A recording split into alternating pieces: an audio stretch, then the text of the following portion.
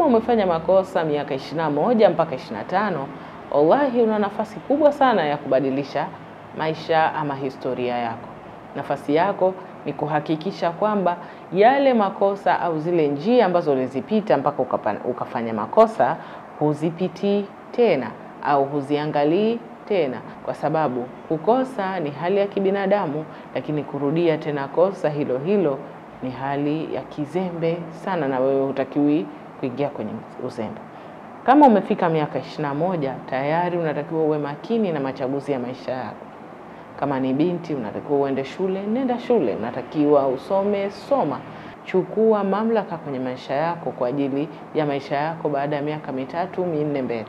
Kwa sababu baada ya hapo ukifanya machaguzi hovyo, wewe mwenyewe ndo utakayelaumiwa na wewe mwenyewe ndo watu watakucheka.